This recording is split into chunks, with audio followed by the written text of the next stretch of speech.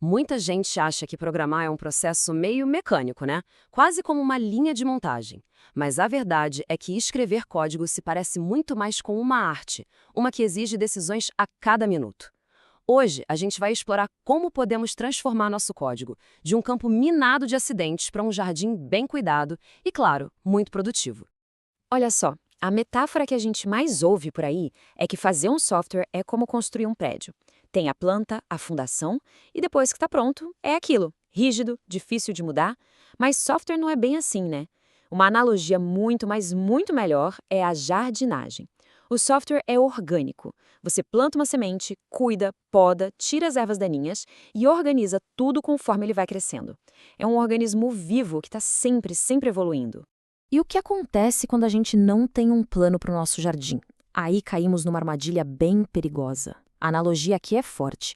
É como um soldado que precisa atravessar um campo sem saber onde estão as minas, confiando só na sorte. Isso tem um nome: programação por acaso. E programar por acaso é exatamente isso.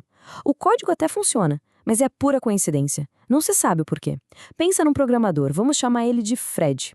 O Fred escreve alguma coisa, testa e, uau, por sorte funciona. Só que quando esse código quebra, ele fica completamente perdido. Afinal, ele nunca soube porque aquilo funcionou para começo de conversa. Ok, essa ideia de programar por acaso pode até soar meio antiga, mas na verdade ela nunca foi tão relevante. Como é que ela aparece hoje em dia com todas as ferramentas que a gente tem à disposição? Pois é, a versão 2.0 disso é o famoso copia e cola de uma solução do Stack Overflow, ou, mais moderno ainda, aceitar de primeira aquela sugestão do GitHub Copilot ou do ChatGPT, sem realmente entender a lógica ali por trás.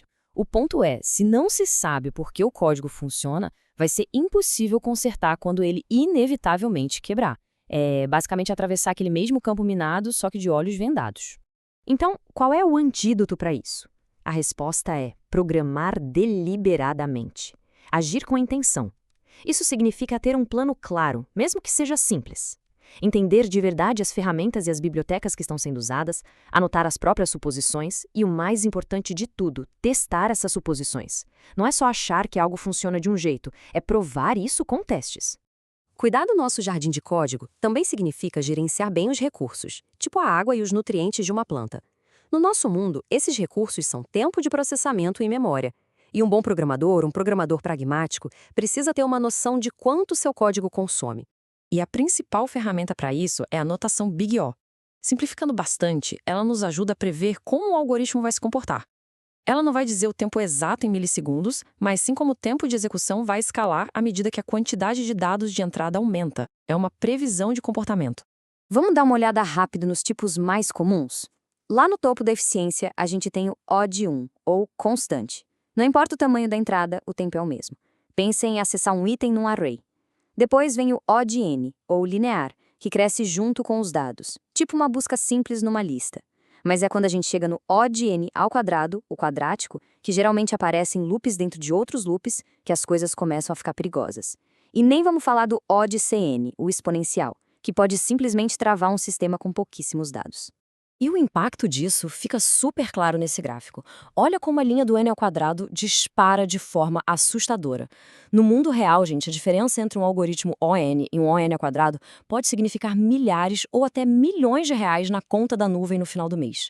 Não é à toa que empresas como o Google investem fortunas para otimizar seus algoritmos, porque no nosso mundo, tempo é literalmente dinheiro. Bom, nosso jardim está crescendo, mas ele precisa de manutenção, né?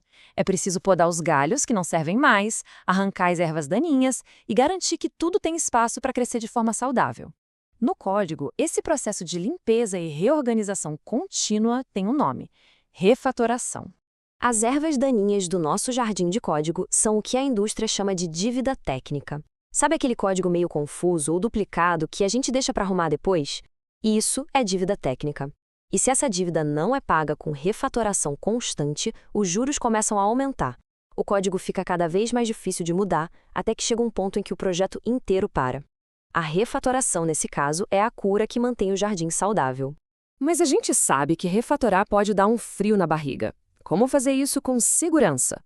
Basicamente seguindo 3 passos essenciais. Primeiro, tem uma boa cobertura de testes antes de sequer pensar em começar. Eles são sua rádio de segurança. Segundo, Nunca, jamais, tente adicionar uma funcionalidade nova e refatorar ao mesmo tempo. É a receita para o desastre. E terceiro, avance em passos pequenos. Mude uma coisinha, rode os testes. Mude outra, rode os testes de novo, com calma e com intenção. E uma das melhores formas de manter o jardim saudável é já ter um sistema de controle de pragas embutido, sabe, no software. Isso significa projetar o código desde o início, pensando em como ele vai ser testado. Pensa num circuito integrado num chip de computador. Cada componente minúsculo ali pode ser testado de forma isolada antes de ser montado no conjunto. Nosso software deveria ser exatamente igual. Cada módulo, cada classe, cada função, tudo precisa ser projetado de um jeito que permita ser testado individualmente. É exatamente aí que entram os testes de unidade. Um teste de unidade é isso. Um pedacinho de código cujo único trabalho é testar outro pedacinho de código de forma isolada. Ele vai lá e verifica se aquele módulo está cumprindo seu contrato, ou seja, se ele realmente faz o que prometeu fazer nas mais diversas condições. No fim das contas, a verdade é bem simples e até um pouco dura. Todo software é testado. A única questão é por quem. Se uma cultura de testes robusta não é criada, quem vai encontrar os bugs são as pessoas que usam o sistema. E isso é infinitamente mais caro e muito, muito mais prejudicial para a reputação. E para a gente fechar um último alerta, no nosso jardim às vezes aparecem umas ofertas de adubos milagrosos, sabe? Aqueles que prometem crescimento instantâneo com zero esforço. No mundo do código, esses são os assistentes que geram enormes volumes de código automaticamente. O problema com esses adubos milagrosos, sejam os antigos wizards ou as IAs generativas de hoje, é sempre o mesmo. Eles podem criar um código super complexo que não se entende por completo. E no exato momento em que for preciso modificar ou depurar esse código, a pessoa se torna refém de uma tecnologia que não domina. E aí, voltamos para o mesmo lugar, a programação por acaso. A regra de ouro aqui é simples, mas é muito poderosa. Não use um código gerado por um assistente se você não seria capaz de escrever aquele mesmo código manualmente. É para usar essas ferramentas para acelerar o trabalho e não para substituir o entendimento. E assim a gente fecha essa análise. A pergunta que fica para reflexão é: ao olhar para os projetos do dia a dia, o que a gente vê? Um jardim bem cuidado, onde cada planta tem um propósito e o conjunto todo é harmonioso? Ou será que se parece mais com um terreno abandonado, cheio de ervas daninhas, onde as coisas crescem por acaso e o medo de mexer em algo acaba impedindo qualquer progresso?